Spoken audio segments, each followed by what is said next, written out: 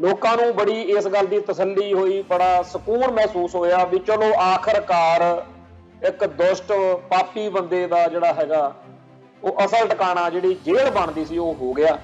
ਪਰ ਦੁਰਫਿੱਟੇ ਮੂੰਹ ਇਹਨਾਂ ਲੋਕਾਂ ਦੇ ਜਿਨ੍ਹਾਂ ਨੇ ਇਹ ਦਾਅਵਾ ਵੀ ਨਹੀਂ ਛੱਡਿਆ ਹੋਇਆ, ਅੱਜ ਵੀ ਕਹਿੰਦੇ ਅਸੀਂ ਅਕਾਲੀ ਦਲ ਹਾਂ, 13 ਸਰਸਾ ਦੀਆਂ ਵੋਟਾਂ ਦੇ ਉੱਤੇ ਝਾਕ ਰੱਖੀ, ਆਸ ਰੱਖੀ, ਸਿੱਖਾਂ ਦੇ ਜਜ਼ਬਾਤਾਂ ਦੀ ਕਦਰ ਨਹੀਂ ਕੀਤੀ। ਤੇ ਆਖਰ ਉਹ ਦਿਨ ਵੀ ਆਇਆ ਜਦੋਂ ਡੇਰੇ ਸਰਸੇ ਵਾਲਿਆਂ ਨੇ ਬਰਗਾੜੀ ਪਿੰਡ ਦੇ ਵਿੱਚ ਜਿਹੜੀ ਉਹਨਾਂ ਨੇ ਧਮਕੀ ਦਿੱਤੀ ਸੀ ਉਹਦੇ ਤੇ ਪੂਰਾ ਉਤਰ ਕੇ ਬਰਗਾੜੀ ਪਿੰਡ ਦੇ ਵਿੱਚ ਸਾਹਿਬ ਸ੍ਰੀ ਗੁਰੂ ਗ੍ਰੰਥ ਸਾਹਿਬ ਜੀ ਦੇ ਪਾਵਨ ਸਰੂਪ ਦੀ ਜਿਹੜੀ ਬੇਅਦਬੀ ਕੀਤੀ, ਉੱਥੇ ਗਲੀਆਂ ਨਾਲੀਆਂ ਦੇ ਵਿੱਚ ਸਰੂਪ ਦੇ ਅੰਗ ਖਿਲਾ ਦਿੱਤੇ। ਇਸ ਇਲੈਕਸ਼ਨ ਦੇ ਵਿੱਚ ਅਸੀਂ ਬੜੇ ਅਜੀਬੋ-ਗਰੀਬ ਜਿਹੇ ਮਾਹੌਲ ਦੇਖ ਰਹੇ ਹਾਂ, ਬੜੇ ਅਜੀਬੋ-ਗਰੀਬ ਸਿਆਸੀ ਸਮੀਕਰਨ ਦੇਖ ਰਹੇ ਹਾਂ, ਕੌਮੀ ਹਾਲਾਤ ਵੀ ਬੜੇ ਔਖੇ ਨੇ। ਇਹ ਹੋਰ ਤਾਂ ਜਿਹੜਾ ਕੁਛ ਸਾਡੇ ਚੰਗੇ ਮਾੜੇ ਵਾਪਰਨਾ ਉਹ ਤਾਂ ਵੱਖਰੀ ਗੱਲ ਹੈ, ਪਰ ਜੇ ਕਿਤੇ ਆਪਾਂ ਜੇਲ੍ਹਾਂ 'ਚ ਨਜ਼ਰਬੰਦ 4 ਸਿੰਘ ਹੀ ਰਿਹਾ ਕਰਾ ਲਈਏ, ਰਿਲੀਜ਼ ਕਰਵਾ ਲਈਏ, ਇਹ ਵੀ ਬੜੀ ਵੱਡੀ ਗੱਲ ਹੋ। ਤੇ ਅੱਜ ਪੰਥ ਦਾ ਦਰਦ ਰੱਖਣ ਵਾਲੇ ਜਿਹੜੇ ਲੋਕ ਨੇ ਉਹ ਜਿਵੇਂ ਭੱਠੀ ਦੇ ਵਿੱਚ ਦਾਣਾ ਭੁੱਜਿਆ ਜਾਂਦਾ ਨਾ, ਉਵੇਂ ਭੁੱਜੇ ਪਏ। ਸਿੱਖਾਂ ਦੀਆਂ ਲੇਰਾਂ ਸੁਣ ਕੇ ਸਾਨੂੰ ਵੋਟ ਵੱਧਦੀ ਆ ਵੀ ਉਹ ਫਿਰ ਉਸ ਟਾਈਮ ਹਿੰਦੂ ਕਹਿੰਦਾ ਹੈਗਾ, ਐਂਟੀ ਪੰਥਕ ਬੰਦੇ ਕਹਿੰਦੇ ਆ ਵੀ ਇਹ ਪੰਥਕ ਬੰਦੇ ਇਹਨਾਂ ਨੂੰ ਮਾੜਾ ਮੰਨਦੇ ਆ ਨਾ, ਫਿਰ ਇਹਨਾਂ ਨੂੰ ਵੋਟ ਪਾਓ। ਇਹ ਦੂਜਾ ਪਾਸਾ ਫੜ ਲਿਆ ਵੀ ਅਸੀਂ ਉਹ ਸਾਰੀ ਵੋਟ ਜਿਹੜੀ ਸਿੱਖੀ ਦਾ ਦਰਦ ਨਾ ਰੱਖਦੀ ਹੋਵੇ, ਉਲਟਾ ਸਿੱਖੀ ਦੇ ਖਿਲਾਫ ਹੋਵੇ, ਉਹ ਵੋਟ ਲੈ ਲੈਂਦੇ। ਉਹ ਵੋਟ ਇਕੱਠੀ ਕਰਦਿਆਂ ਨੇ ਹਾਲਾਤ ਇਹ ਬਣਾਤੇ ਕਿ ਅੱਜ ਨਾ ਘਰ ਦੇ ਰਹੇ ਨਾ ਘਾਟ ਦੇ ਰਹੇ। ਟੀਵੀ 84 ਉੱਤੇ ਪ੍ਰੋਗਰਾਮ ਖਬਰ ਦੀ ਖਬਰ ਦੇਖ ਰਹੇ ਸਾਰੇ ਦਰਸ਼ਕਾਂ ਨੂੰ ਮੈਂ ਸਰਬਜੀਤ ਸਿੰਘ ਘੁਮਾਣ ਫਤਿਹ ਅਰਜ ਕਰਦਾ ਜੀ। ਵਾਹਿਗੁਰੂ ਜੀ ਕਾ ਖਾਲਸਾ, ਵਾਹਿਗੁਰੂ ਜੀ ਕੀ ਫਤਿਹ। ਡੇਰਾ ਸਰਸਾ ਦਾ ਮੁਖੀ ਗੁਰਮੀਤ ਰਾਮ ਰਹੀਮ ਜਿਹੜਾ ਕਿ ਬਲਾਤਕਾਰ ਤੇ ਕਤਲਾਂ ਦੇ ਦੋਸ਼ਾਂ ਦਾ ਸਾਹਮਣਾ ਕਰ ਰਿਹਾ, ਹੋਰ ਵੀ ਉੱਤੇ ਕਈ ਕੇਸ ਚੱਲਦੇ ਆ, ਮਾੜੇ ਤੋਂ ਮਾੜਾ ਘਿਨਾਉਣੇ ਤੋਂ ਘਿਨਾਉਣਾ ਇਲਜ਼ਾਮ ਜਿਹੜਾ ਹੈਗਾ ਉਹਦੇ ਉੱਤੇ ਲੱਗਿਆ ਹੋਇਆ। ਉਹ 21 ਦਿਨ ਦੀ ਪੈਰੋਲ ਤੇ ਬਾਹਰ ਆ ਰਿਹਾ। ਇਹ ਖਬਰ ਅੱਜ ਸਿੱਧੀ ਆ ਕੇ ਮੀਡੀਆ ਦੇ ਰਾਹੀਂ ਲੋਕਾਂ ਨੂੰ ਸਿੱਧਾ ਹੀ ਪਤਾ ਲੱਗਿਆ ਵੀ ਏਡਾ ਮਾੜੇ ਕਿਰਦਾਰ ਵਾਲਾ, ਕਿਉਂਕਿ ਜਿਹੜਾ ਆਮ ਬੰਦੇ ਹੁੰਦੇ ਆ, ਆਮ ਬਲਾਤਕਾਰ ਦੇ ਕੇਸਾਂ 'ਚ ਬਹੁਤ ਸਾਰੇ ਆਮ ਬੰਦੇ ਜੇਲ੍ਹਾਂ 'ਚ ਜਾਂਦੇ ਆ, ਸਜ਼ਾਵਾਂ ਭੁਗਤਦੇ ਆ, ਕਤਲਾਂ ਤੇ ਹੋਰ ਵਾਰਦਾਤਾਂ ਦੇ ਬਥੇਰੇ ਹੋਰ ਦੋਸ਼ੀ ਆ ਜੇਲ੍ਹਾਂ 'ਚ। ਪਰ ਆਸਥਾ ਦੇ ਨਾਂ ਤੇ ਲੋਕਾਂ ਨੂੰ ਆਪਦੇ ਮਗਰ ਲਾ ਕੇ ਇਸ ਤਰੀਕੇ ਨਾਲ ਲੋਕਾਂ ਨੂੰ ਆਪਦੇ ਜਾਲ 'ਚ ਫਸਾ ਕੇ ਜਿਹੜੇ ਪਰਿਵਾਰ, ਜਿਹੜੀਆਂ ਬੱਚੀਆਂ, ਜਿਹੜੀਆਂ ਔਰਤਾਂ ਇਸ ਡੇਰਾ ਮੁਖੀ ਨੂੰ ਕੁਛ ਸਮਝ ਬੈਠੀਆਂ ਸੀ ਵੀ ਖਨੀ ਕੋਈ ਰੂਹਾਨੀ ਸ਼ਕਤੀ ਆ, ਉਹਨਾਂ ਦੀ ਇਸ ਤਰੀਕੇ ਨਾਲ ਲੁੱਟ ਖਸੁੱਟ ਕਰਨੀ, ਉਹਨਾਂ ਦਾ ਸ਼ੋਸ਼ਣ ਕਰਨਾ, ਸਰੀਰਕ, ਮਾਨਸਿਕ ਤੇ ਹਰ ਤਰ੍ਹਾਂ ਦੀ ਜਿਹੜੀ ਇੱਕ ਸੱਟ ਮਾਰਨੀ, ਇਹ ਬੜੀ ਖਤਰਨਾਕ ਗੱਲ ਹੁੰਦੀ। ਡੇਰਾ ਮੁਖੀ ਇਹ ਸਾਰੀਆਂ ਕਰਤੂਤਾਂ ਕਰਨ ਤੋਂ ਬਾਅਦ ਲੰਮਾ ਅਰਸਾ ਕਾਨੂੰਨ ਤੋਂ ਬਚਦਾ ਰਿਹਾ, ਵੋਟਾਂ ਪਵਾ ਕੇ ਕਦੇ ਕਿਹੜੀ ਧਿਰ ਨੂੰ ਕਦੇ ਕਿਹੜੀ ਧਿਰ ਨੂੰ ਖੁਸ਼ ਕਰ ਲਿਆ ਤੇ ਵਕਤ ਲੰਘਾਉਂਦਾ ਗਿਆ।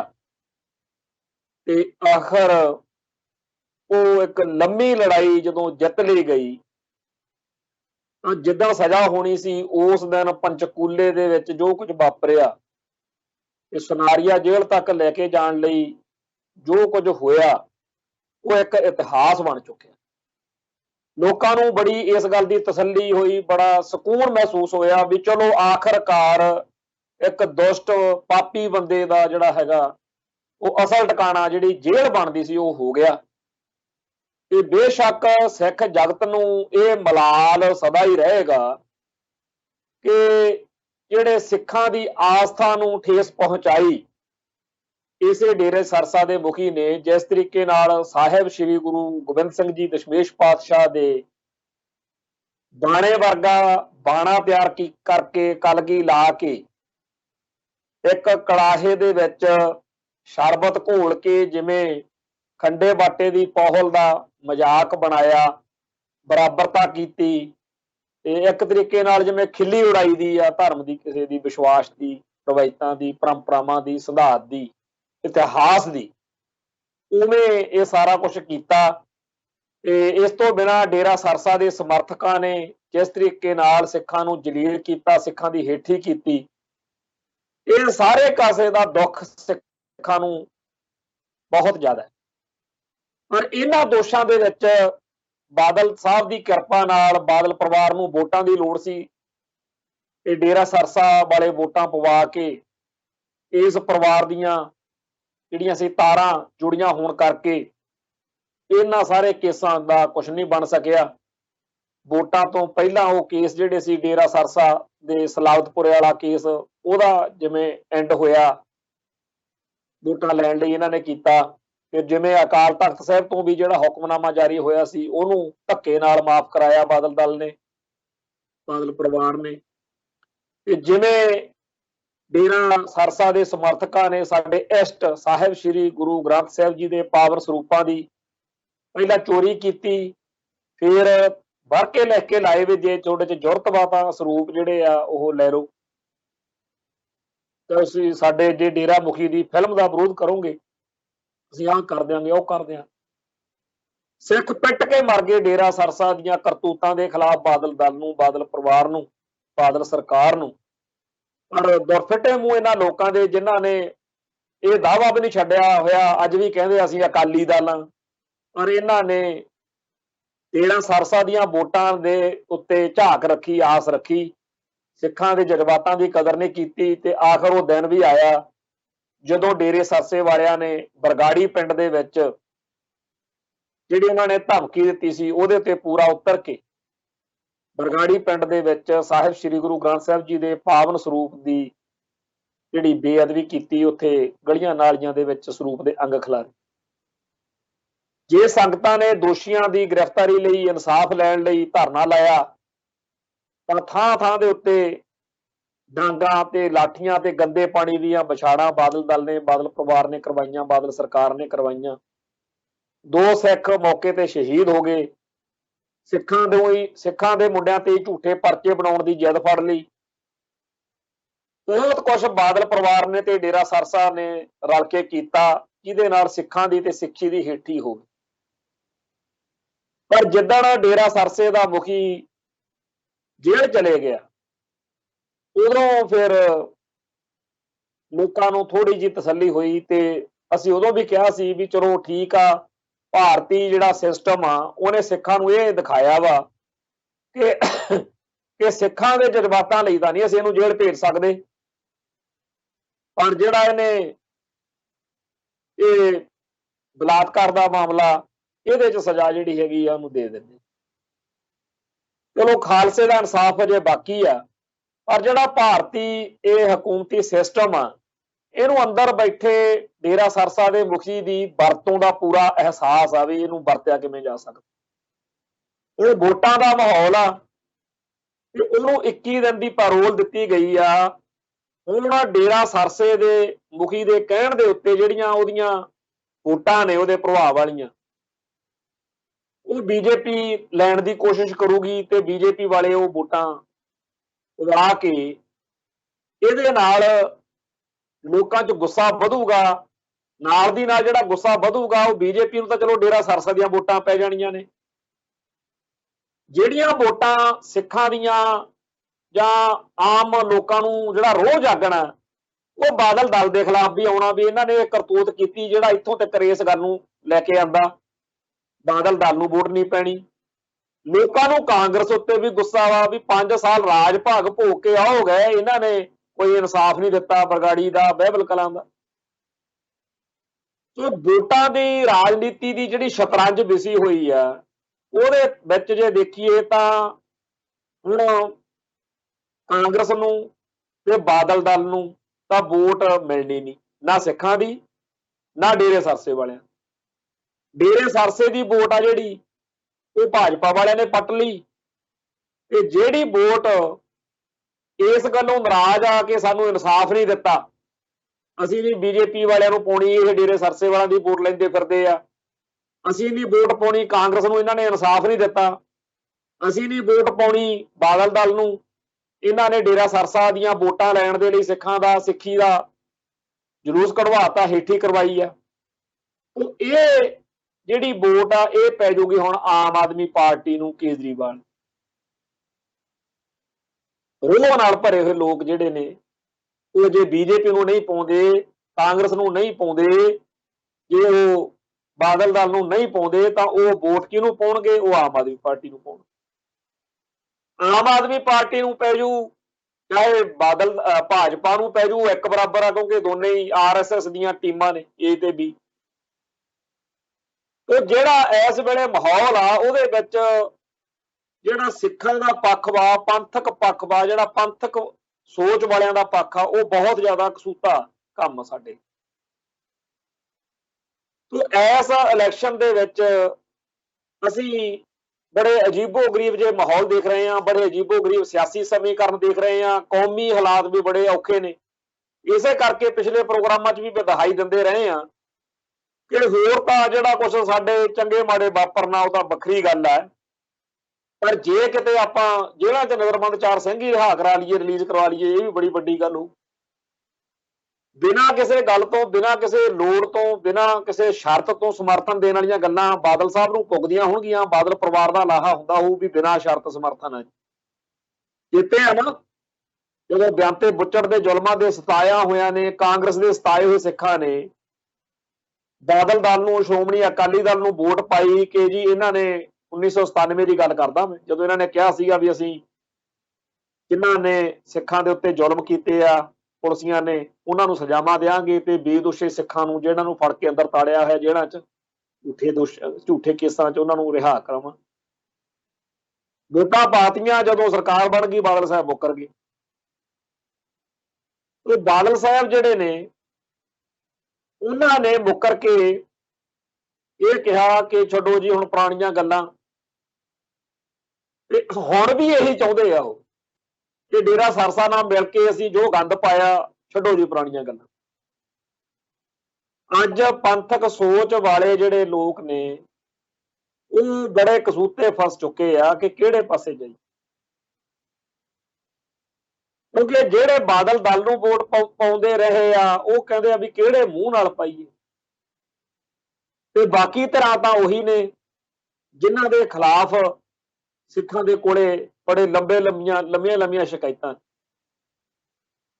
ਆ ਥੋੜੇ ਦਿਨ ਹੋਏ ਆ ਨਰਿੰਦਰ ਮੋਦੀ ਭਾਰਤ ਦਾ ਪ੍ਰਧਾਨ ਮੰਤਰੀ ਪੰਜਾਬ ਆਇਆ, ਜਦੋਂ ਇਕੱਠ ਨਾ ਹੋਇਆ, ਮੀਂਹ ਪੈਂਦਾ ਸੀ ਜਾਂ ਹੋਰ ਬੜੇ ਕਾਰਨ ਸੀ, ਕਿਸਾਨਾਂ ਦਾ ਵੀ ਵਿਰੋਧ ਸੀ, ਵਾਪਸ ਮੁੜ ਗਿਆ। ਜਾਂਦਾ ਹੋਇਆ ਇੱਕ ਫੈਂਟਰ ਮਾਰ ਗਿਆ ਬਠਿੰਡੇ ਏਅਰਪੋਰਟ ਤੇ ਆਪਦੇ ਪ੍ਰਧਾਨ ਮੰਤਰੀ ਨੂੰ, ਇਹਨੂੰ ਮੁੱਖ ਮੰਤਰੀ ਨੂੰ ਕਹਿ ਦਿਓ ਚੰਨੀ ਨੂੰ ਕਿ ਸ਼ੁਕਰ ਕਰੋ ਮੈਂ ਜਿਉਂਦਾ ਮੁੜ ਚੱਲਿਆ।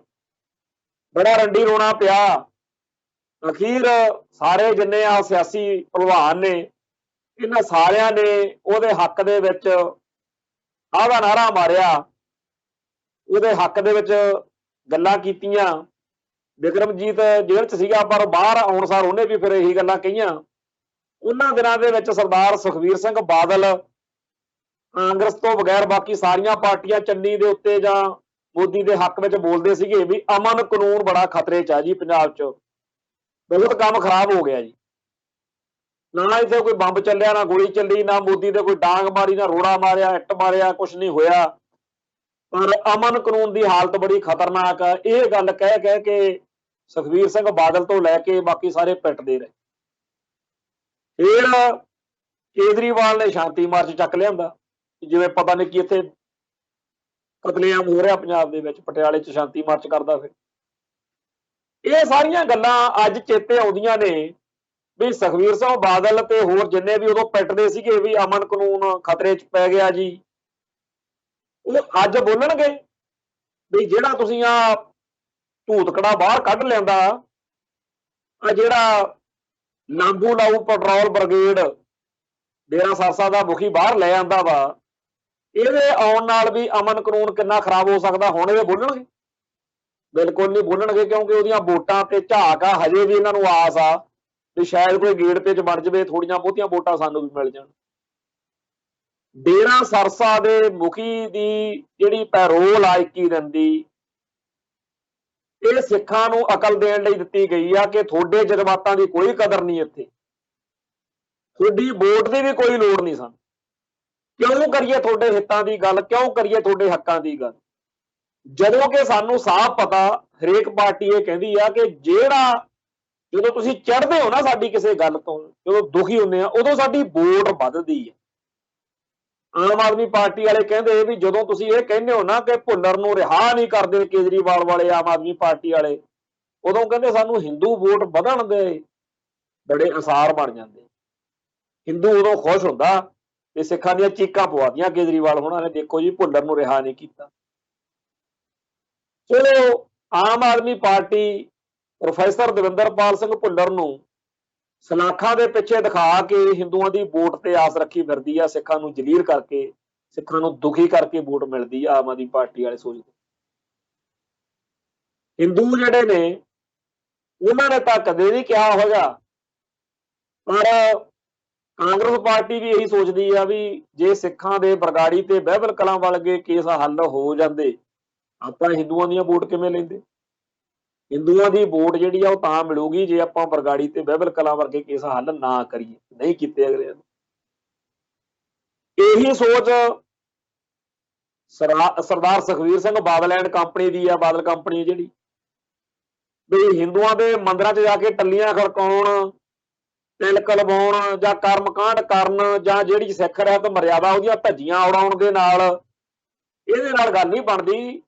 ਬੇਸ਼ੱਕ ਸਾਨੂੰ ਸਿੱਖ ਉਦੋਂ ਕਿੰਨਾ ਮਾੜਾ ਚੰਗਾ ਬੋਲਦੇ ਆ, ਉਹਦੇ ਨਾਲ ਵੀ ਪੂਰੀ ਗੱਲ ਨਹੀਂ ਬਣਦੀ।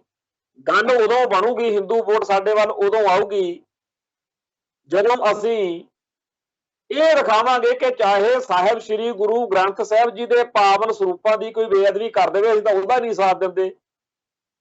ਬੇਅਦਬੀ ਦਾ ਬਦਲਾ ਲੈਣ ਵਾਲਿਆਂ ਦਾ, ਬੇਅਦਬੀ ਦਾ ਇਨਸਾਫ ਲੈਣ ਵਾਲਿਆਂ ਦਾ, ਅਸੀਂ ਤਾਂ ਬੇਅਦਬੀਆਂ ਦਾ ਇਨਸਾਫ ਨਹੀਂ ਹੋਣ ਦਿੱਤਾ।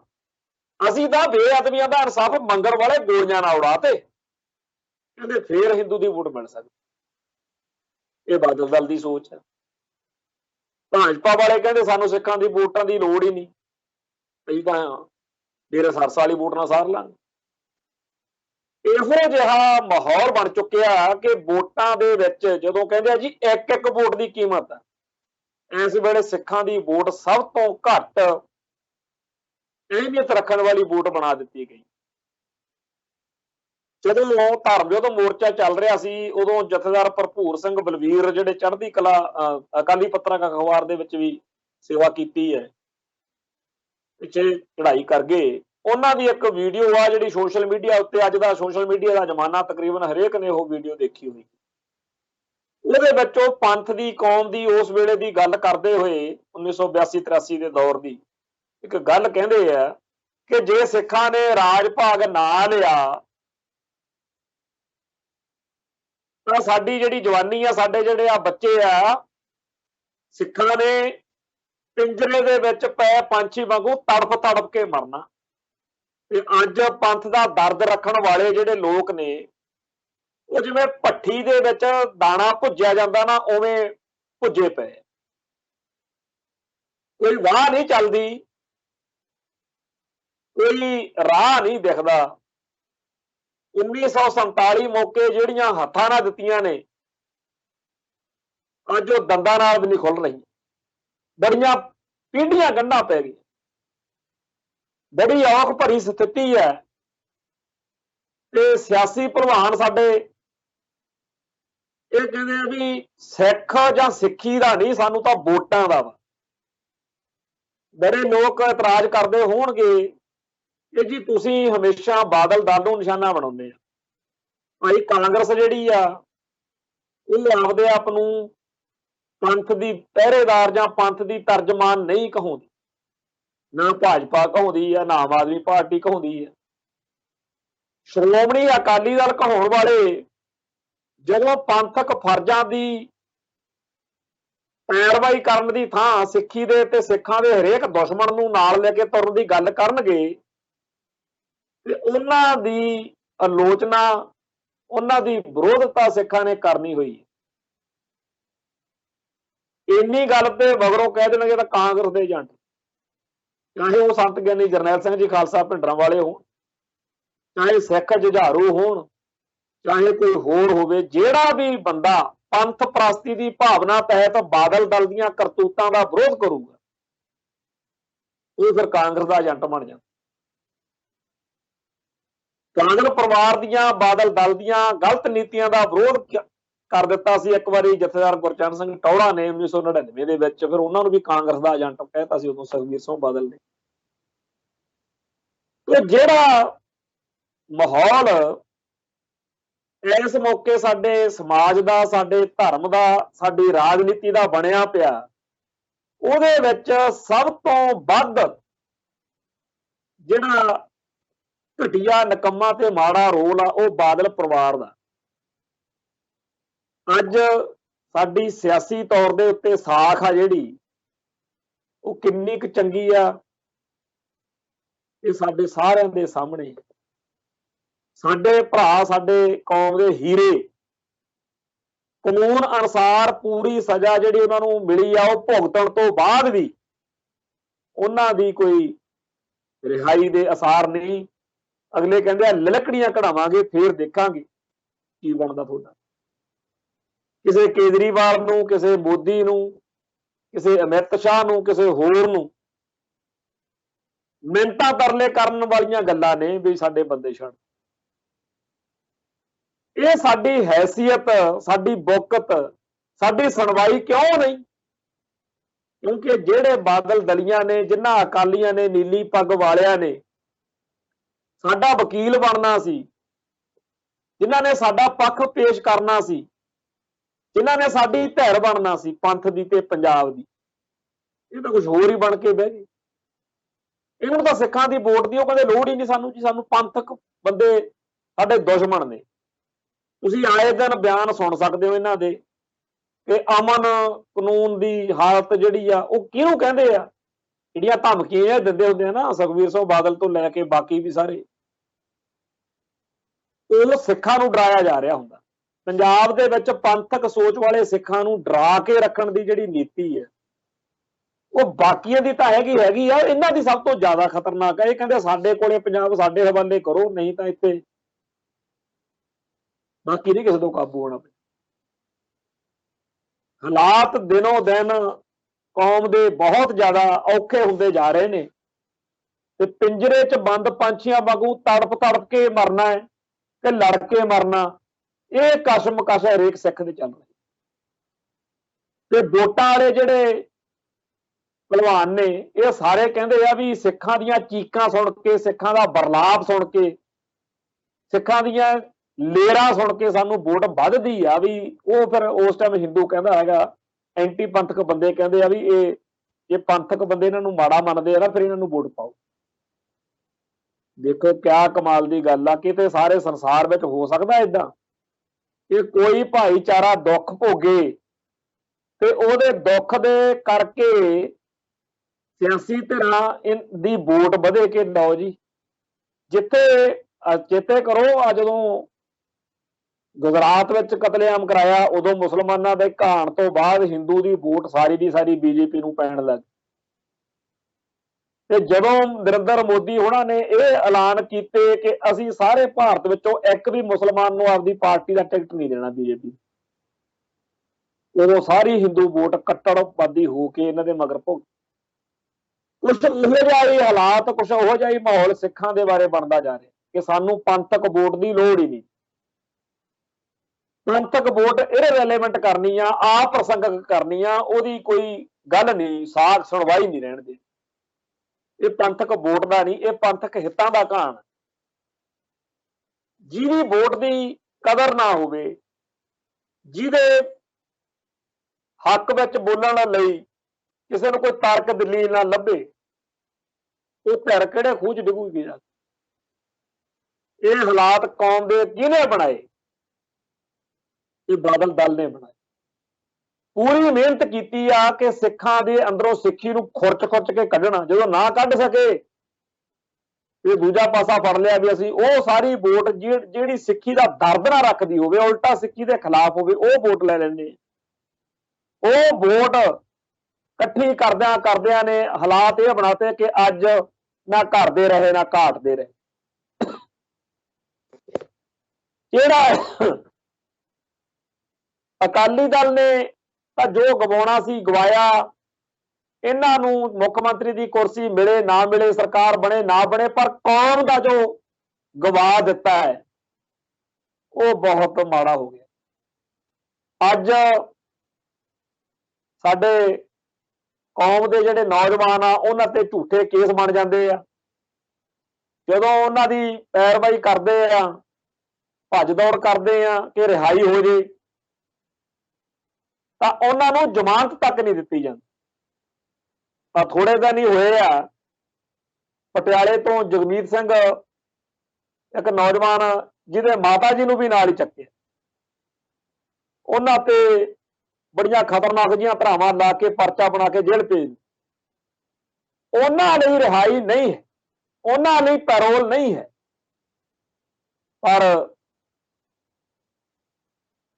ਬਲਾਤਕਾਰ ਦੇ ਦੋਸ਼ਾਂ 'ਚ, ਕਤਲ, ਬਲਾਤਕਾਰ, ਲੋਕਾਂ ਨੂੰ ਨਪੁੰਸਕ ਬਣਾ ਦੇਣਾ, ਕਿਹੜਾ ਜੁਰਮ ਆ ਜਿਹੜਾ ਡੇਰਾ ਸਰਸਾ ਦੇ ਮੁਖੀ ਨਾਲ ਨਹੀਂ ਜੁੜਦਾ? ਜਿਹੜੀ ਸਾਡੇ ਵਾਲੀ ਕੌਮ ਵਾਲੀ ਗੱਲ ਆ, ਜਿਹੜੇ ਧਾਰਮਿਕ ਸਾਡੇ ਜਜ਼ਬਾਤਾਂ ਦੀ ਹੇਠੀ ਕੀਤੀ ਆ, ਉਹਦਾ ਮਸਲਾ ਬੜਾ ਵੱਖਰਾ। ਪਰ ਜਿਹੜਾ ਡੇਰਾ ਸਰਸਾ ਦੇ ਮੁਖੀ ਨੇ ਭਾਰਤੀ ਕਾਨੂੰਨ ਅਨੁਸਾਰ ਜਿਨ੍ਹਾਂ ਦੇ ਉੱਤੇ ਕੇਸ ਚੱਲੇ ਆ, ਜਿਨ੍ਹਾਂ ਤੇ ਸਜ਼ਾਵਾਂ ਹੋਈਆਂ ਨੇ, ਸਿੱਧੀ ਖਬਰ ਆ ਕੇ ਡਿੱਗੀ ਆ ਕਿ ਲਓ ਜੀ, ਡੇਰਾ ਸਰਸਾ ਦੇ ਮੁਖੀ ਨੂੰ 21 ਦਿਨ ਦੀ ਪੈਰੋਲ ਦਿੱਤੀ ਜਾਂਦੀ। ਭਾਈ ਦਵਿੰਦਰਪਾਲ ਸਿੰਘ ਭੁੱਲਰ, ਜਿਹਦਾ ਨੋਟੀਫਿਕੇਸ਼ਨ ਵੀ ਜਾਰੀ ਹੋ ਚੁੱਕਿਆ ਕਿ ਇਹਨੂੰ ਰਿਹਾ ਕਰੋ। ਭਾਈ ਗੁਰਦੀਪ ਸਿੰਘ ਖੈੜਾ ਆਪਦੀ ਬਣਦੀ ਹੋਈ ਸਜ਼ਾ ਜਿਹੜੀ ਕਾਨੂੰਨ ਅਨੁਸਾਰ ਆ ਉਹ ਭੁਗਤਣ ਤੋਂ ਬਾਅਦ ਵੀ ਰਿਹਾ ਨਹੀਂ ਹੋ ਰਹੇ। ਕੋਈ ਨਾ ਕੋਈ ਪੱਜ ਬਣਾ ਕੇ, ਕੋਈ ਨਾ ਕੋਈ ਬਹਾਨਾ ਬਣਾ ਕੇ ਉਹਨਾਂ ਦੀ ਰਿਹਾਈ ਜਿਹੜੀ ਆ ਉਹ ਰੋਕੀ ਜਾ ਰਹੀ। ਭਾਈ ਸ਼ਮਸ਼ੇਰ ਸਿੰਘ ਕੰਵਰਪੁਰ, ਭਾਈ ਲਖਵਿੰਦਰ ਸਿੰਘ ਨਾਰੰਗਵਾਲ, ਭਾਈ ਗੁਰਮੀਤ ਸਿੰਘ ਇੰਜੀਨੀਅਰ, ਬਹੁਤ ਹੀ ਜ਼ਿਆਦਾ ਹੋਰ ਇਹਨਾਂ ਵਰਗੇ ਭਰਾ ਨੇ। ਪਰ ਇਹ ਜਿਹੜੇ ਸਿੰਘ ਨੇ, ਇਹਨਾਂ ਨੂੰ ਤਾਂ 20-20, 25-25 ਸਾਲ ਹੋ ਗਏ ਅੰਦਰ ਬੈਠੇ। ਇਹਨਾਂ ਦੇ ਲਈ, ਇਹਨਾਂ ਦੀ ਰਿਹਾਈ ਲਈ, ਇਹਨਾਂ ਦੀ ਪੈਰੋਲ ਲਈ ਬਹੁਤ ਤਰੱਦਦ ਕਰਨਾ ਪਿਆ। ਚੇਤੇ ਕਰੋ ਜਦੋਂ ਭਾਈ ਗੁਰਬਖਸ਼ ਸਿੰਘ ਖਾਲਸਾ ਨੇ ਭੁੱਖ ਹੜਤਾਲ ਰੱਖੀ ਸੀ ਗੁਰਦੁਆਰਾ ਅੰਬ ਸਾਹਿਬ ਮੋਹਾਲੀ ਦੇ ਵਿੱਚ, ਬੜੀ ਔਖ ਕੱਟੀ ਪੰਥ ਨੇ, ਬੜਾ ਸੰਤਾਪ ਝੱਲਿਆ। ਅਖੀਰ ਜਦੋਂ ਪੂਰਾ ਜ਼ੋਰ ਲੱਗ ਗਿਆ, ਜਦੋਂ ਮਾਹੌਲ ਵਿਗੜਦਾ ਦਿਖਿਆ, ਜਦੋਂ ਸਭ ਕੁਝ ਬੇਕਾਬੂ ਹੋ ਗਈਆਂ, ਸਾਜ਼ਿਸ਼ਾਂ ਸਭ ਨਾਕਾਮ ਹੋ ਗਈਆਂ, ਮੋਰਚਾ ਚੱਲਦਾ ਹੀ ਰਿਹਾ, ਭਖਦਾ ਹੀ ਰਿਹਾ, ਅਖੀਰ ਪੈਰੋਲਾਂ ਸ਼ੁਰੂ ਹੋਈਆਂ। ਕਮਾਲ ਦੀ ਗੱਲ ਹੈ ਬਈ, ਜਿਨ੍ਹਾਂ 3 ਸਿੰਘਾਂ ਬਾਰੇ, ਭਾਈ ਸ਼ਮਸ਼ੇਰ ਸਿੰਘ, ਭਾਈ ਗੁਰਮੀਤ ਸਿੰਘ ਤੇ ਭਾਈ ਲਖਵਿੰਦਰ ਸਿੰਘ, ਜੱਜਮੈਂਟ ਦੇ ਵਿੱਚ ਲਿਖਿਆ ਹੋਇਆ ਕਿ ਇਹਨਾਂ ਨੂੰ ਜਲਦੀ ਤੋਂ ਜਲਦੀ ਮੁੜ ਵਸੇਬਾ ਕਰਵਾਇਆ ਜਾਵੇ। ਅਦਾਲਤ ਨੇ, ਜੱਜ ਨੇ ਜੱਜਮੈਂਟ 'ਚ ਲਿਖਿਆ ਹੋਇਆ, ਜਿਹੜੀ ਮੁੱਖ ਮੰਤਰੀ ਬੇਅੰਤੇ ਬੁੱਚੜ ਨੂੰ ਉਡਾਉਣ ਵਾਲੀ ਸਾਰੀ ਕਹਾਣੀ ਆ, ਉਹਦੀ ਜਿਹੜੀ ਜੱਜਮੈਂਟ ਆ ਉਹ 'ਚ ਲਿਖਿਆ ਹੋਇਆ ਬਕਾਇਦਾ ਕਿ ਇਹ ਕੋਈ ਆਦੀ ਮੁਜਰਮ ਨਹੀਂ ਹੈ, ਇਹਨਾਂ ਨੂੰ ਛੇਤੀ ਤੋਂ ਛੇਤੀ ਇਹਨਾਂ ਨੂੰ ਮੁੜ ਵਸੇਬਾ ਕੀਤਾ ਜਾਵੇ। ਉਹਨਾਂ ਦੀ ਪੈਰੋਲ ਲਈ ਵੀ ਬਹੁਤ ਲੰਬਾ, ਬਹੁਤ ਔਖਾ ਸੰਘਰਸ਼ ਲੜਨਾ ਪਿਆ ਕੌਮ ਨੂੰ। ਫੇਰ ਪੈਰੋਲਾਂ ਸ਼ੁਰੂ ਹੋਈਆਂ ਤਿੰਨਾਂ। ਤੇ ਬਾਕੀ ਜਿਹੜੇ ਭਾਈ ਜਗਤਾਰ ਸਿੰਘ ਹਵਾਰਾ, ਭਾਈ ਪਰਮਜੀਤ ਸਿੰਘ ਭਿਉਰਾ, ਭਾਈ ਜਗਤਾਰ ਸਿੰਘ ਤਾਰਾ ਡੇਕਵਾਲਾ ਤੇ ਹੋਰ ਜਿਹੜੇ ਸਿੰਘ ਸੀ, ਉਹਨਾਂ ਦੀ ਤਾਂ ਗੱਲ ਬੜੀ ਦੂਰ ਆ। ਇਹਨਾਂ ਤਿੰਨਾਂ ਦੀ ਪੈਰੋਲ ਲਈ ਵੀ ਜੋ ਸੰਘਰਸ਼ ਕੀਤਾ ਉਹਨੂੰ ਚੇਤੇ ਕਰ ਲਓ। ਦੂਜੇ ਪਾਸੇ ਆਹ ਖਬਰ ਸੁਣਿਆ ਆਪਾਂ ਬਈ ਡੇਰਾ ਸਰਸੇ ਵਾਲਿਆਂ ਨੇ ਕੋਈ ਸੰਘਰਸ਼ ਕੀਤਾ ਹੋਵੇ, ਕੋਈ ਭੁੱਖ ਹੜਤਾਲ ਰੱਖੀ ਹੋਵੇ, ਕੋਈ ਸੌਂਟਾ ਕੱਟਿਆ ਹੋਵੇ, ਕੋਈ ਸੰਤਾਪ ਝੱਲਿਆ ਹੋਵੇ? ਕੋਈ ਸੁਣੀ ਆ ਗੱਲ ਆਪਾਂ? ਕੋਈ ਉੱਥੇ ਚੰਡੀਗੜ੍ਹ ਜਾਂ ਕਿਸੇ ਹੋਰ ਥਾਂ ਦੇ ਉੱਤੇ ਇਹਨਾਂ ਨੇ ਕੋਈ ਪ੍ਰੋਟੈਸਟ ਕੀਤਾ ਹੋਵੇ? ਕਦੇ ਮੰਗ ਵੀ ਨਹੀਂ ਸੁਣੀ ਵੀ ਇਹਨਾਂ ਦੀ ਪੈਰੋਲ ਕੀਤੀ ਜਾਵੇ। ਸਿੱਧੀ ਖਬਰ ਆ ਕੇ ਡਿੱਗੀ ਆ। ਇਹ ਸਿੱਖਾਂ ਨੂੰ ਦੱਸਿਆ ਜਾ ਰਿਹਾ ਕਿ ਤੁਹਾਡੀ ਇੱਥੇ ਕੋਈ ਸੁਣਵਾਈ ਨਹੀਂ, ਤੁਹਾਡੀ ਇੱਥੇ ਕੋਈ ਹੈਸੀਅਤ ਨਹੀਂ। ਜਿਹੜੇ ਦੂਹਰੇ ਕਾਨੂੰਨ ਆਪਾਂ ਕਹਿੰਦੇ ਆ ਉਹ ਆਹੀ ਨੇ। ਮਾਮੂਲੀ ਕੇਸਾਂ ਵਿੱਚ ਫਸਾ ਕੇ ਸਿੱਖਾਂ ਨੂੰ ਖਤਰਨਾਕ ਤੋਂ ਖਤਰਨਾਕ ਸਜ਼ਾਵਾਂ। ਸਾਡੇ ਨਵਾਂ ਸ਼ਹਿਰ ਵਾਲੇ ਆ ਰਵਿੰਦਰ ਸਿੰਘ ਹੋਣੀ, ਕਿਤਾਬਾਂ ਰੱਖਣ ਦੇ ਦੋਸ਼ ਵਿੱਚ ਹੀ ਉਮਰ ਕੈਦ ਕਰ ਰੱਖੇ ਜੀ। ਇਹਨਾਂ ਕੋਲੇ ਜੇਲ੍ਹ ਚਿੱਠੀਆਂ ਭਾਈ ਰਣਧੀਰ ਸਿੰਘ ਨਾਰੰਗਵਾਲ ਦੀਆਂ ਤੇ ਹੋਰ ਪੰਥਕ ਮੈਗਜ਼ੀਨ, ਕੌਮੀ ਦਰਦ ਵਾਲੀਆਂ ਕਿਤਾਬਾਂ ਨੇ। ਉਮਰ ਕੈਦ ਕਰਤੀ ਨੌਜਵਾਨ, ਬੈਠੇ ਵਿਚਾਰੇ ਜੇਲ੍ਹ। ਇੱਕ ਪਾਸੇ ਸਿੱਖਾਂ ਨੂੰ ਬੇਕਾਰ ਜੇ ਗੱਲਾਂ 'ਚ ਫਸਾ ਕੇ ਉਮਰ ਕੈਦਾਂ, ਦੂਜੇ ਪਾਸੇ ਬਲਾਤਕਾਰ ਦੇ ਦੋਸ਼ਾਂ ਦੇ ਵਿੱਚ ਵੀ ਲੰਮਾ ਅਰਸਾ ਪਹਿਲੋਂ ਮੌਜਾਂ ਹੋਣ ਦਿੱਤੀਆਂ, ਵੋਟਾਂ ਲੈਂਦੇ ਰਹੇ। ਅਖੀਰ ਜੇ ਸਜ਼ਾ ਹੋ ਹੀ ਗਈ ਤੇ ਫਿਰ ਉਥੋਂ ਮਿੰਟੋ ਮਿੰਟੀ ਕਹਿੰਦੇ ਛੇਤੀ ਪੈਰੋਲ ਦੇ। ਪੈਰੋਲ ਦੇ ਕੇ ਸਿੱਖਾਂ ਨੂੰ ਇਹ ਦੱਸਿਆ ਗਿਆ ਕਿ ਦੇਖ ਲਓ, ਇੱਕ ਪਾਸੇ ਤੁਸੀਂ ਹੋ ਜਿਨ੍ਹਾਂ ਨੂੰ ਆਪਦੀ ਕੌਮ ਦੇ ਹੀਰੋ ਆ ਜਿਹੜੇ ਤੁਹਾਡੇ, ਉਹਨਾਂ ਦੀ ਰਿਹਾਈ ਲਈ ਕਿਵੇਂ ਸੰਘਰਸ਼ ਲੜਨੇ ਪੈਂਦੇ ਐ, ਦੂਜੇ ਪਾਸੇ ਆਹ ਲੋਕ ਨੇ ਜਿਨ੍ਹਾਂ ਨੇ ਕੋਈ ਕਸਰ ਨਹੀਂ ਛੱਡੀ ਮਨੁੱਖਤਾ ਨੂੰ ਸ਼ਰਮਸ਼ਾਰ ਕਰਨ। ਤੇ ਅੱਜ ਉਹ ਲੋਕ ਜਿਹੜੇ ਆ ਉਹ 21 ਦਿਨ ਦੀ ਪੈਰੋਲ ਦੀ ਖਬਰ ਸਿੱਧੀ ਅੱਜ ਡੇਰਾ ਸਰਸਾ ਦੇ ਜਿਹੜੇ ਸਮਰਥਕ ਨੇ, ਬਾਦਲ ਦਲ ਵਾਲੇ ਜਾਂ ਹੋਰ ਜਿੰਨੇ ਵੀ ਡੇਰਾ ਸਰਸਾ ਦੇ ਮੁਖੀ ਨਾਲ ਸੰਬੰਧ ਰੱਖਦੇ ਆ, ਅੱਜ ਉਹ ਕੀ ਮਹਿਸੂਸ ਕਰ ਰਹੇ ਹੋਣਗੇ, ਸੋਚੋ ਜਰਾ। ਅੱਜ ਉਹ ਇਹ ਕਹਿੰਦੇ ਹੋਣਗੇ ਕਿ ਸਿੱਖ ਜਿਹੜੇ ਨੇ ਇਹਨਾਂ ਦੀ ਆਪਾਂ ਪਰਵਾਹ ਕਰਨੀ ਕਾਹਤੋਂ, ਕਿਉਂ ਇਹਨਾਂ ਦੀ ਸੁਣਵਾਈ ਕਰਨੀ। ਆਹ ਦੇਖੋ, ਬਣੀ ਬਣਾਈ ਵੋਟ ਡੇਰਾ ਸਰਸਾ ਦੇ ਮੁਖੀ ਦੀ ਮਿਲ ਰਹੀ। ਤੇ ਇਸ ਮਾਹੌਲ ਦੇ ਵਿੱਚ ਸਾਨੂੰ ਨਿਰਾਸ਼ ਹੋ ਕੇ ਦੜ ਵੱਟ ਕੇ ਅੰਦਰ ਵੜ ਜਾਣ ਦੀ ਲੋੜ ਨਹੀਂ। ਸਾਡੀ ਕੌਮ ਦੇ ਉੱਤੇ ਇਹੋ ਜਿਹੇ ਸੰਕਟ, ਇਹੋ ਜਿਹੇ ਸੰਤਾਪ ਬੇਅੰਤ ਆਏ। 18ਵੀਂ ਸਦੀ ਤਾਂ ਸਾਰਾ ਕੁਝ ਹੀ ਅਸੀਂ ਬੜਾ ਔਖਾ ਚੱਲਿਆ। ਉਹ ਵੀ ਸਿੰਘਾਂ ਨੇ ਬੜੇ ਦਸੌਂਟੇ ਕੱਟੇ, ਸਾਡੇ ਵਡੇਰਿਆਂ ਨੇ ਬੜੀ ਔਖ ਕੱਟੀ। ਉਹ ਔਖ ਆਖਰ ਸਾਨੂੰ ਕਿੱਥੇ ਲੈ ਕੇ ਗਈ ਵੀ ਅਸੀਂ ਤਖਤਾਂ ਤਾਜਾਂ ਦੇ ਮਾਲਕ ਬਣ ਗਏ। ਉਹ ਜੰਗ ਸਾਨੂੰ ਅਖੀਰ ਰਾਜ ਗੱਦੀਆਂ ਤੇ ਬਿਠਾਈ ਬੈਠ ਗਏ। ਖੈਰ, ਵਕਤ ਸਦਾ ਇੱਕੋ ਜਿਹਾ ਨਹੀਂ ਰਹਿੰਦਾ। ਅੱਜ ਦੇ ਇਸ ਸਮੇਂ ਦੇ ਵਿੱਚ ਵੀ ਸਾਡੀ ਕੌਮ ਦੇ ਉਹ ਸੂਰਮੇ ਜਿਹੜੇ ਸਾਰੇ ਸੰਸਾਰ ਦੇ ਵਿੱਚ ਕਿਸੇ ਨਾ ਕਿਸੇ ਰੂਪ ਦੇ ਵਿੱਚ ਕੌਮੀ ਦਰਦ ਨਾਲ ਭਰੇ ਹੋਏ, ਆਪਦੇ ਪੰਥਕ ਫਰਜ਼ਾਂ ਪ੍ਰਤੀ ਪੂਰੀ ਜ਼ਿੰਮੇਵਾਰੀ ਨਿਭਾ ਰਹੇ ਆ, ਉਹਨਾਂ ਸਾਰਿਆਂ ਦਾ ਪੂਰਾ ਇਸ ਵਕਤ ਇਸ ਸਾਰੀ ਸਥਿਤੀ ਉੱਤੇ ਨਜ਼ਰ ਆ। ਉਹਨਾਂ ਉਹ ਜਾਣਦੇ ਹੈ ਕਿ ਬੇਸ਼ੱਕ ਵੋਟਾਂ ਤੋਂ ਬਾਅਦ ਸਰਕਾਰ ਜਿਹਦੀ ਮਰਜ਼ੀ ਬਣੇ, ਸਾਡੀ ਕੌਮ ਦੇ ਮਸਲੇ ਉਵੇਂ ਹੀ ਰਹਿਣੇ। ਮੁੱਖ ਮੰਤਰੀ ਕੌਣ ਬਣਦਾ ਕੌਣ ਨਹੀਂ ਬਣਦਾ ਕੋਈ ਫਰਕ ਨਹੀਂ ਪੈਂਦਾ। ਚੰਨੀ ਬਣੇ, ਸਿੱਧੂ ਬਣੇ, ਭਗਵੰਤ ਮਾਨ ਬਣੇ, ਸੁਖਬੀਰ ਸਿੰਘ ਬਾਦਲ ਬਣੇ ਜਾਂ ਕੋਈ ਹੋਰ ਬਣੇ, ਇਹਨਾਂ ਨੇ ਸਿੱਖੀ ਅਤੇ ਸਿੱਖਾਂ ਦੇ ਖਿਲਾਫ ਹੀ ਭੁਗਤਣ। ਇਹ ਵੋਟ ਤੰਤਰ, ਇਹ ਡੈਮੋਕ੍ਰੇਸੀ ਅਸਲ ਵਿੱਚ ਸਾਡੇ ਸਿੱਖਾਂ ਨੂੰ ਇੱਕ ਸਿੱਖ ਕੌਮ ਨੂੰ ਜਿਵੇਂ ਸੰਗਲਾਂ 'ਚ ਨਰੜ ਲਿਆ ਹੋਵੇ ਨਾ, ਇਹ ਉਹ ਚੀਜ਼ ਆ। ਔਰ ਫਸ ਤਾਂ ਗਏ ਆ, ਪਰ ਇਹ ਨਾ ਕਹੀ ਚੱਲੀਏ ਕਿ ਫਸ ਗਏ, ਮਰ ਗਏ, ਲੁੱਟੇ ਗਏ, ਪੱਟੇ ਗਏ। ਇਹ ਸੋਚਣ ਦੀ ਲੋੜ ਆ ਕਿ ਵਿੱਚੋਂ ਨਿਕਲਣਾ ਕਿਵੇਂ। ਨਿਸ਼ਾਨਾ ਜਿਹੜਾ ਹੈ ਉਹ ਆਜ਼ਾਦੀ ਹੈ। ਨਿਸ਼ਾਨਾ ਜੋ ਹੈ ਉਹ ਖਾਲਿਸਤਾਨ ਹੈ। ਉਹਨੂੰ ਪ੍ਰਾਪਤ ਕਰਨ ਲਈ ਢੰਗ ਤਰੀਕੇ ਬਦਲ ਸਕਦੇ, ਮੰਜ਼ਿਲ ਤੇ ਜਾਣ ਲਈ ਰਸਤੇ ਬਦਲੇ ਜਾ ਸਕਦੇ ਆ, ਪਰ ਨਿਸ਼ਾਨਾ ਨਹੀਂ ਬਦਲਦਾ ਹੁੰਦਾ, ਕਿਉਂਕਿ ਬਾਰ-ਬਾਰ ਨਾ ਬਦਲੇ ਜਾਣ ਨਿਸ਼ਾਨੇ ਕੌਮਾਂ। ਅੱਜ ਸਾਡੀ ਕੌਮ ਜਿਹੜੀ ਹੈ ਉਹਦੇ ਸੰਕਟਾਂ ਦੀ, ਉਹਦੇ ਦਸੌਂਟਿਆਂ ਦੀ, ਸਮੱਸਿਆਵਾਂ ਦੀ ਗੱਲ ਕਰ ਕਰਕੇ ਆਪਦੇ ਆਪ ਨੂੰ ਡੀਮੋਰਲਾਈਜ਼ ਕਰੀ ਜਾਣਾ, ਨਿਰਾਸ਼ਾ ਚ ਆਈ ਜਾਣਾ, ਮਾਯੂਸੀ ਚ ਆਈ ਜਾਣਾ, ਉਦਾਸੀ ਚ ਆਈ ਜਾਣਾ, ਇਹ ਕੋਈ ਗੱਲ ਨਹੀਂ ਹੈ। ਜਿਵੇਂ ਬਾਬਾ ਬੰਦਾ ਸਿੰਘ ਬਹਾਦਰ ਨੇ ਕਿਹਾ ਸੀ ਨਾ, ਜਦੋਂ ਗੁਰਦਾਸ ਨਗਰ ਦੀ ਗੜੀ ਦੇ ਵਿੱਚੋਂ ਸਿੰਘ ਕਹਿੰਦੇ ਅਸੀਂ ਤਾਂ ਜਾਣਾ, ਤੇ ਬਾਬਾ ਬੰਦਾ ਸਿੰਘ ਜੀ ਨੇ ਕਿਹਾ, ਸੰਤ ਰਾਮਦਾਸੀ ਨੇ ਜਿਵੇਂ ਲਿਖਿਆ ਕਿ ਤੁਸੀਂ ਜਾਣਾ ਤਾਂ ਜਾਓ ਵਿਨੋਦ ਸਿੰਘਾ, ਭਾਣਾ ਕਰਾਂਗੇ ਅਸੀਂ ਮਨਜ਼ੂਰ ਭਾਈ, ਭੀੜਾ ਵਿੱਚ ਐ ਪਰ ਦੱਬ ਕੇ ਹੋਰ ਭਿੜਨਾ ਹੈਗਾ ਸਿੰਘਾਂ ਦਾ ਪਹਿਲਾ ਦਸਤੂਰ ਭਾਈ। ਇਹ ਆਪਾਂ ਇਹੋ ਨਹੀਂ ਕਰ ਸਕਦੇ ਹੈਗੇ ਵੀ ਇੱਥੇ ਛੱਡ ਕੇ ਇਹਨਾਂ ਨੂੰ ਤੁਰ ਜਾਈਏ। ਬੜੀ ਲੰਬੀ ਚੌੜੀ ਕਵਿਤਾ। ਫਿਰ ਜਦੋਂ ਭਾਈ ਕਰਤਾਰ ਸਿੰਘ ਸਰਾਭਾ ਆਪਦੇ ਦੋ ਸਾਥੀਆਂ ਸਮੇਤ ਗਦਰ ਫੇਲ ਹੋਣ ਤੋਂ ਬਾਅਦ ਪਸ਼ਾਵਰ ਤੋਂ ਉੱਪਰਲੇ ਪਾਸੇ ਨੂੰ ਅਫਗਾਨਿਸਤਾਨ ਵਾਲੀ ਸਾਈਡ ਨੂੰ ਤੁਰੇ ਜਾ ਰਹੇ ਆ, ਉੱਥੇ ਬਹਿ ਕੇ ਇੱਕ ਕਵਿਤਾ ਇੱਕ ਲਿਖੀ, ਪਰ ਉਸ ਕਵਿਤਾ ਨੇ ਉਹਨਾਂ ਨੂੰ ਇਸ ਗੱਲ ਲਈ ਸੋਚਣ ਲਈ ਮਜਬੂਰ ਕਰਤਾ ਕਿ ਯਾਰੋ ਆਪਾਂ ਅਮਰੀਕਾ ਤੋਂ, ਕੈਨੇਡਾ ਤੋਂ, ਹੋਰਨਾਂ ਮੁਲਕਾਂ ਤੋਂ ਇਸ ਕਰਕੇ ਥੋੜੀ ਆਏ ਸੀ ਵੀ ਜੇ ਗਦਰ ਫੇਲ ਹੋ ਗਿਆ ਤੇ ਆਪਣੀ ਜਾਨ ਬਚਾ ਕੇ ਭੱਜ ਲੈਣਾ, ਚਲੋ ਚੱਲੀਏ, ਲੜੀਏ।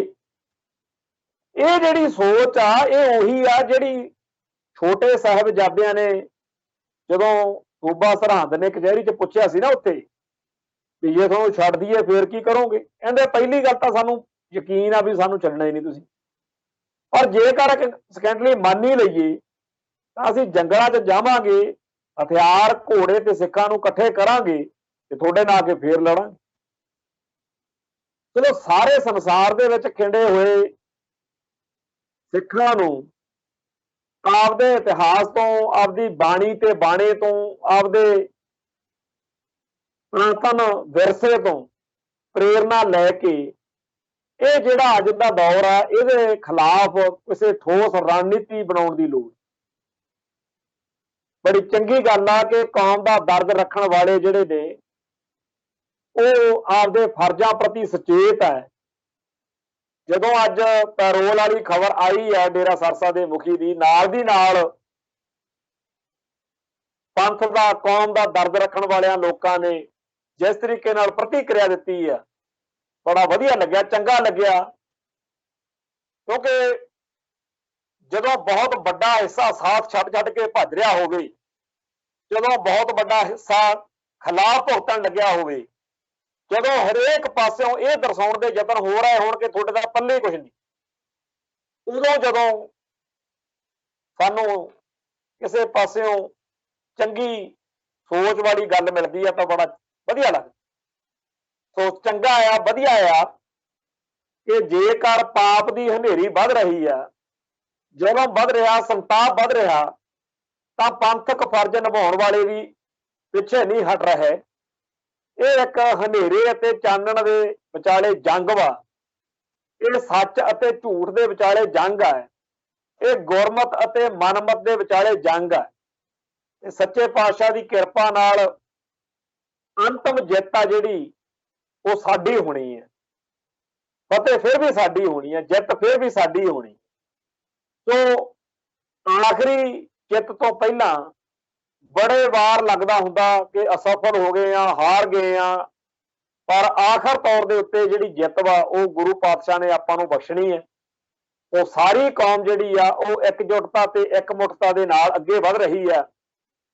ਸਿਧਾਂਤ ਦੀ ਦਿਨੋਂ ਦਿਨ ਸਪਸ਼ਟਤਾ ਹੋ ਰਹੀ ਆ, ਇਤਿਹਾਸ ਤੇ ਬਾਣੀ ਤੇ ਬਾਣੇ ਪ੍ਰਤੀ ਖਿੱਚ ਵਧ ਰਹੀ ਆ, ਨਵੀਂ ਪੀੜ੍ਹੀ ਮੈਦਾਨ ਵਿੱਚ ਆ ਰਹੀ ਆ।